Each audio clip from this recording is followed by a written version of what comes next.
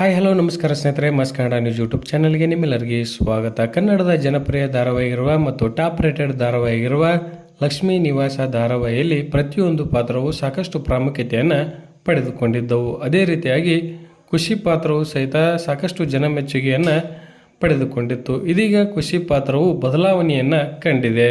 ಇದರ ಬಗ್ಗೆ ಇಂದಿನ ವಿಡಿಯೋದಲ್ಲಿ ತೆಗೆದುಕೊಂಡು ಬರೋಣ. ಮೊದಲ ಬಾರಿಗೆ ನಮ್ಮ ವಿಡಿಯೋ ನೋಡ್ತಿದ್ದರೆ ಉಚಿತವಾಗಿ ಸಬ್ಸ್ಕ್ರೈಬ್ ಮಾಡಿಕೊಳ್ಳಿ, ಪಕ್ಕದಲ್ಲಿರೋ ಬೆಲ್ಲೈಕನ್ ಮೇಲೆ ಪ್ರೆಸ್ ಮಾಡಿ. ನೀವು ಸಹಿತ ಖುಷಿ ಪಾತ್ರವನ್ನು ಇಷ್ಟಪಡುತ್ತಿದ್ದರೆ ಈ ವಿಡಿಯೋಗೆ ತಪ್ಪದೆ ಒಂದು ಲೈಕ್ ಮಾಡಿ.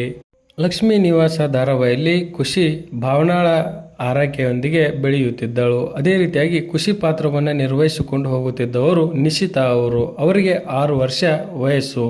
ಬಾಲನಟಿಯಾಗಿ ಸಾಕಷ್ಟು ಜನಮೆಚ್ಚುಗೆಯನ್ನು ಅವರು ಪಡೆದುಕೊಂಡಿದ್ದರು. ಇದೀಗ ಕಾರಣಾಂತರಗಳಿಂದ ಲಕ್ಷ್ಮೀ ನಿವಾಸ ಧಾರಾವಾಹಿಯಿಂದ ನಿಶಿತಾ ಅವರು ಹೊರಬಂದಿದ್ದಾರೆ.